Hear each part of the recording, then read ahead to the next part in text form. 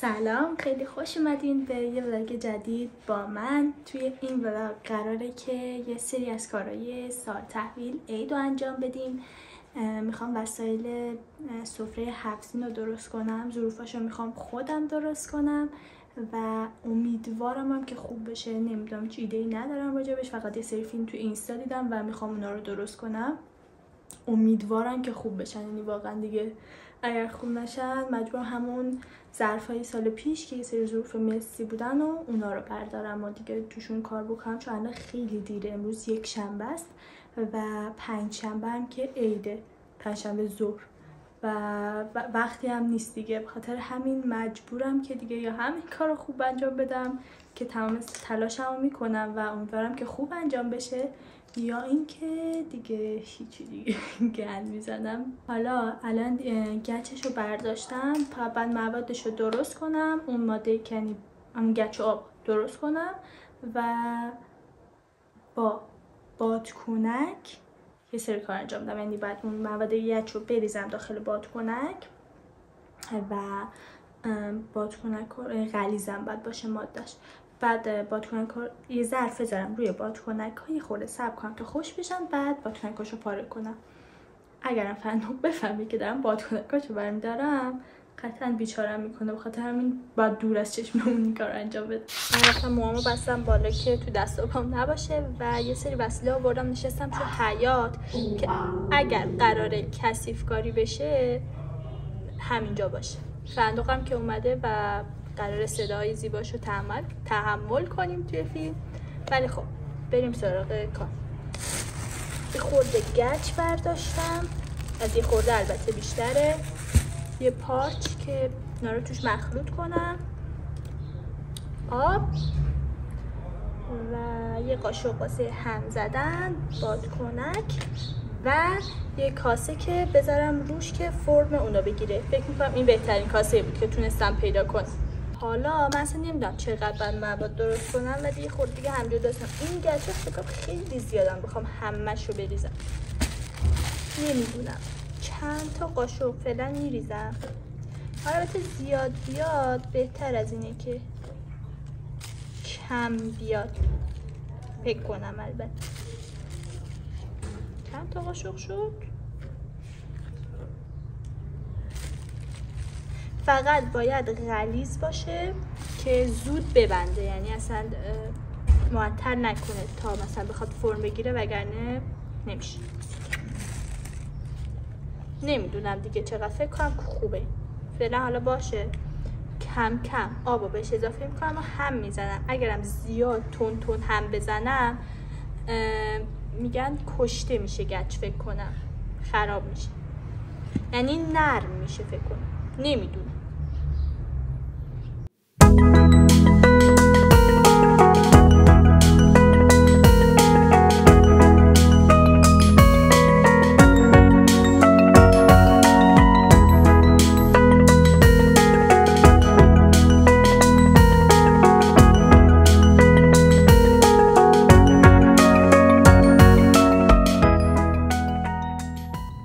ببین غلظتش اینجوری شد. البته هنوز باید هم بزنم و این قشنگ حل نشدم، ولی در کل غلظتش همینطور باید باشه فکر کنم. حالا چند تا درست کنم ببینم چجوری میشه. این فکر کنم الان غلظتش مناسب باشه. خب نمیدونم، حالا یکی امتحانی درست میکنم ببینم چی میشه. فعلا یه دونه درست میکنم، امیدوارم که خوب باشه همین. اگر نه احتمالاً یه خورده دیگه باید آب بهش اضافه کنم، ولی فکر کنم خودش خوبه همین، چون باید سریع ببنده. تا نبسته من سریع برم بکنم توی این بادکنک ها. اولین کار با ناموفقیت انجام شد، چون که هم بادکنکم نمیدونم چرا پاره شد، همین که غلیظ بود نرفت داخل این. ببین چجور داره میبنده، همین که قیف میخواد اینجوری نمیره داخل زیاده. خب این سری هم کردم بادکنکم رو ته قیف، امیدوارم که خوب پیش بره. ببین این نمیاد، من نمیدونم یعنی چی.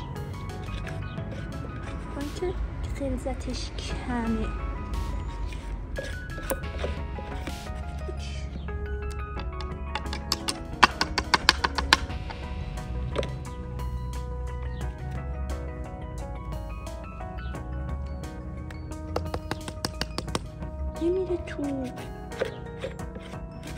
وای داره میبنده، خراب شد.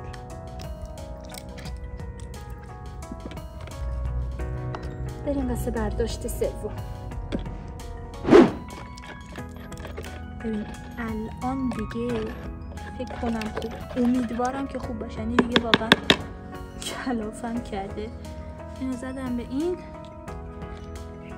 و بریم ببینیم داره میره پایین. وایسا چرا دوباره رفت؟ بازم اضافه میکنم.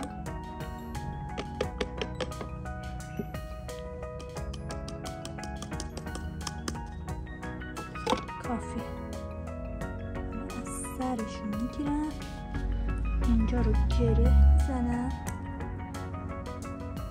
قشنگ که چیزی ازش بیرون نیاد. خب و حالا اینو میذارم اینجاش رو اینجوری شد، اینجوری میذارم اینجا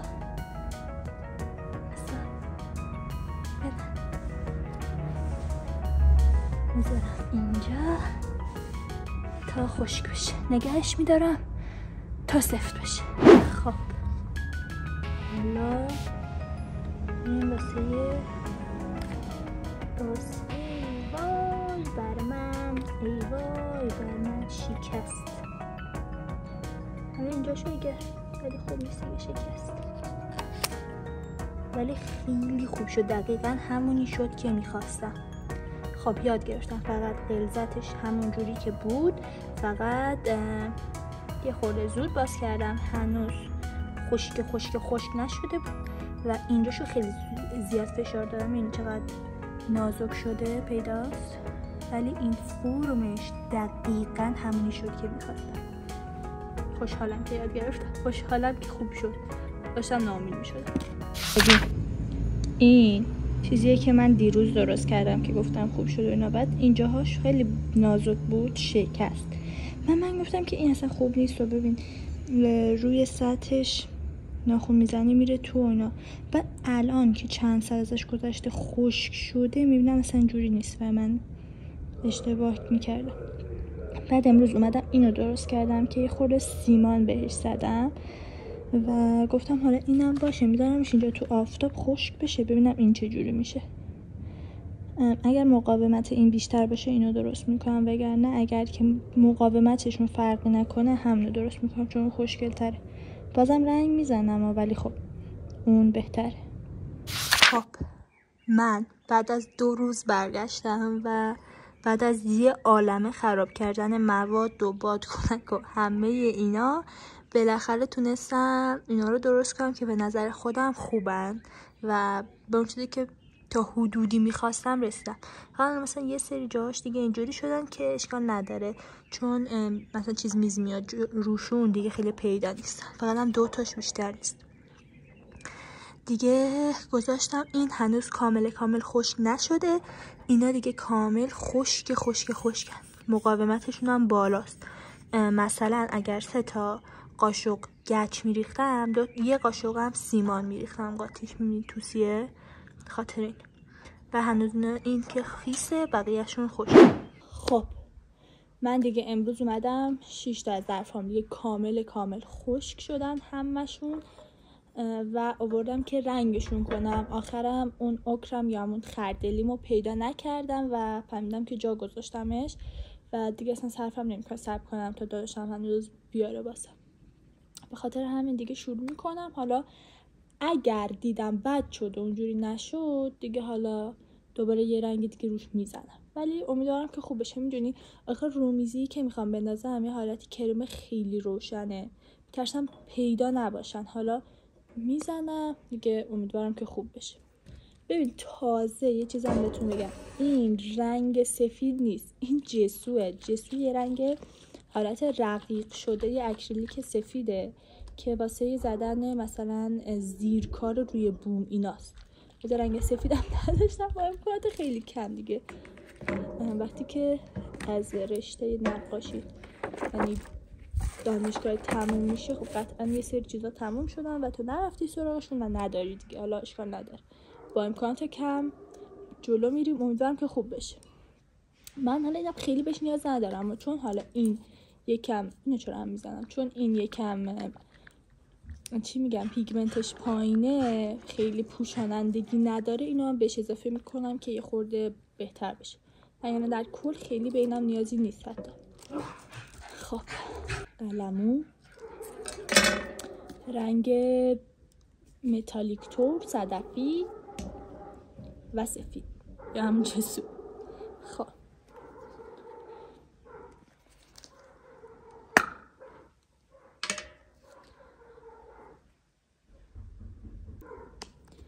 و یه عالمه هم از این رنگ.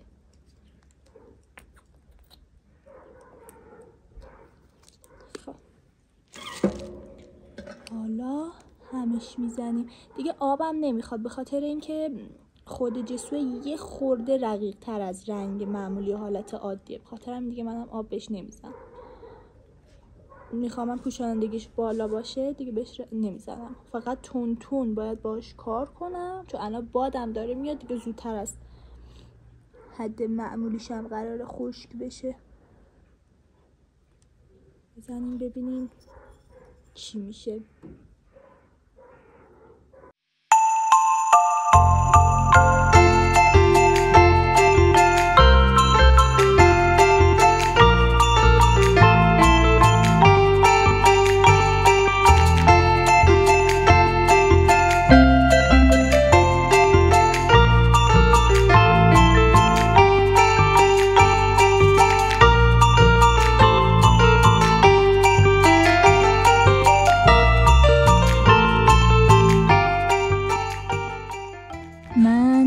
یه دور دیگه متالیک خالی رو زدم روش، چون این که زده بودم یه سفید حالت مات شد، خیلی متالیک طور نشد، به خاطر همین روی همش الان یه دور متالیک هم زدم، این صدفیه رو زدم، الان بهتر شد. میدونی چرا اینا زدم؟ اونم خوشگل بود، ساده بود، خوشگل بود، ولی حس کردم روی اون رومیزی که میخوام بندازم اصلا دیگه پیدا نیستم، به خاطر همین اینو انداختم که هم یه خورده جلوه بده، همین که از اون حالت خیلی خنثی بودن درش بیاره، یه خورده حالت براق طور خوشگلی داره این دیگه.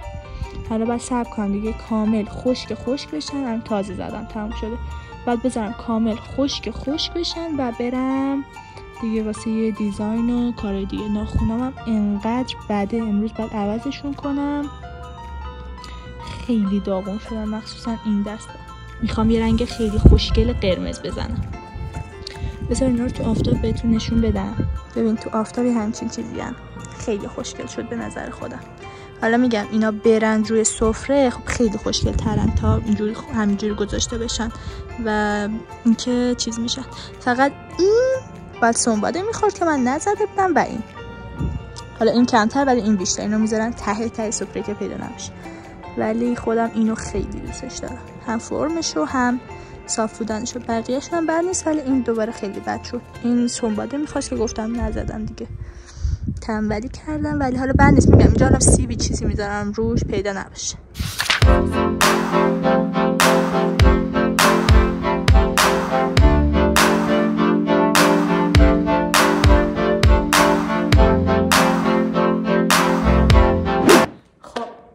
آماده شدم. اولا که ناخونامو بهتون نشون بدم، خیلی خوشگل شد، یعنی بهترین ترکیب ناخونه کوتاست با قرمز، خیلی دوستش دارم.